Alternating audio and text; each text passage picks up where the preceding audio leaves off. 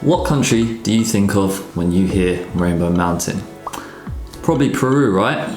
Well, did you know that there's actually more than one Rainbow Mountain in South America?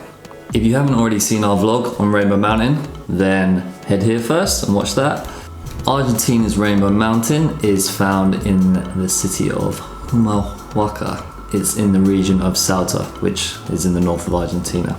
To get there from the town, you just need to take a tour. You can book these through any of the hostels that are there. It's pretty cheap, it's around 500 Argentinian pesos, which is about £6 at the moment. The tour lasts around 2 to 3 hours. It's mainly spent in the car. They drive you all the way to the mountain. You get off, spend about an hour walking around.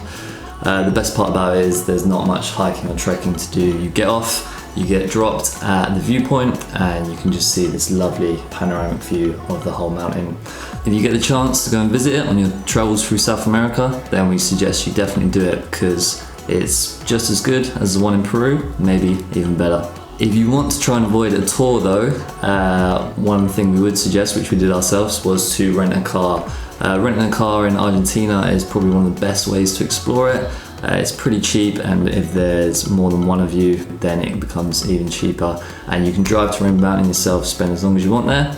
Rented a car for 5 days in the Salta region and did this massive road trip. We're going to do a vlog about that soon. It's probably one of the best road trips we've ever had, so definitely consider doing that. I'm going to hand you over to Koom now for some more comparisons.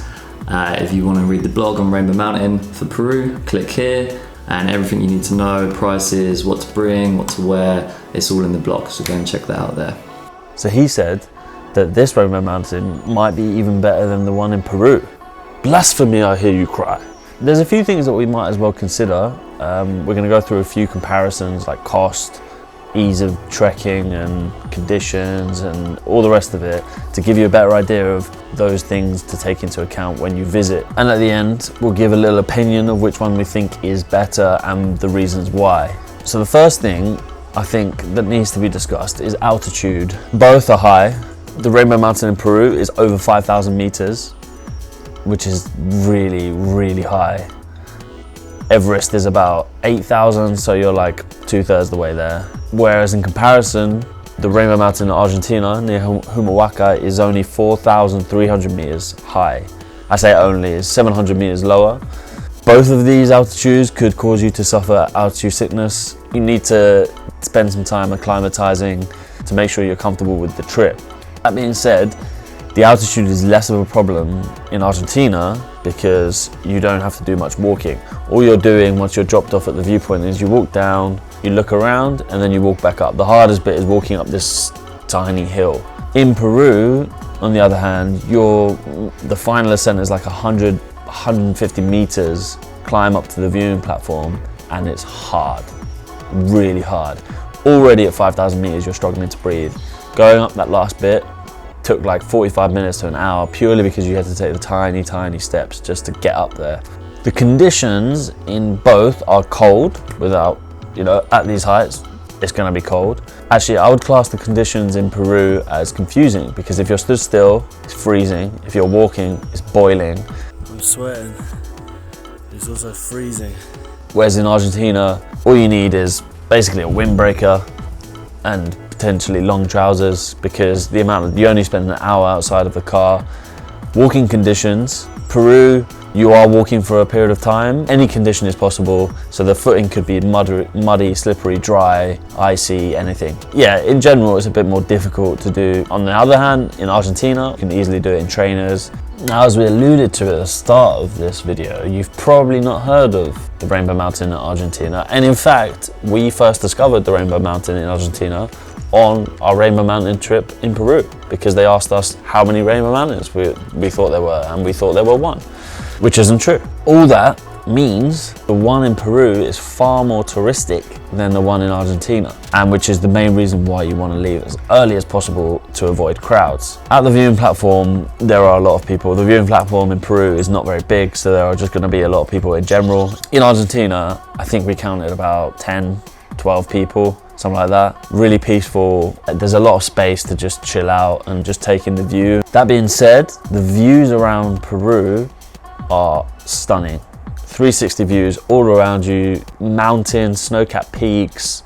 You got the Red Valley, you've got the Rainbow Mountain. It's just stunning wherever you look. In Argentina, it's a lot more one-dimensional. Of course, when you go to these places, you want to take a picture, right? You want to prove to people that you've been there.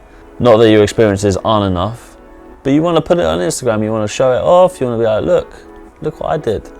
That's far easier in Argentina. You can get easy pictures without anyone in the picture.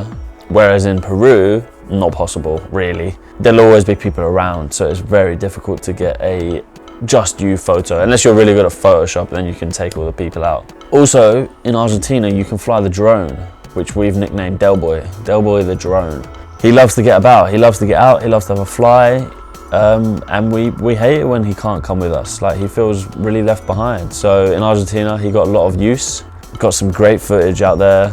Obviously in Peru, this is banned for whatever reason. Finally, the most important thing, I suppose, is cost. To visit the Rainbow Mountain in Peru, total cost is going to be around 30 to 40 pounds, $50 to $60, something like that. Not extortionate by any stretch of the imagination. Tours in Peru are generally quite cheap, so you get real good value for money. As we mentioned in our other video, make sure to go check that out. You know, we've assessed what you get for the cost, and it really is good value for money. The tour in Argentina is about £7, including the tour price and then the nominal entrance fee. Very cheap, obviously. We're not saying that one is better than the other. They're unique. They're very different. My original thought when I got to the Argentinian one was this was better. Like, as a purely Rainbow Mountain visual, I think the Argentinian one is better. It's huge. They look like geometric art form.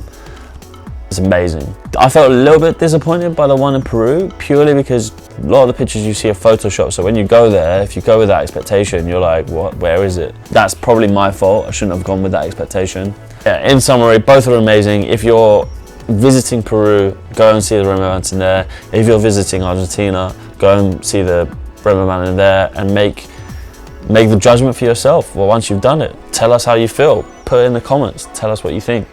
And of course, if you found this video useful, please give us a like. Follow us on Instagram, of course, for more of those pictures that prove that we've been places, because that's what's important. Subscribe to our videos for more information about South America. Hopefully see you next time.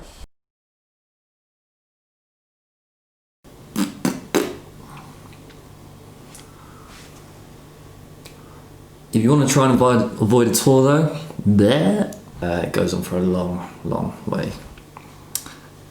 I think I'm saying that right. So some pigeons are going mental. The altitude. There's got these like triangle, I'm not very creative in this way, so it's quite hard for me to describe.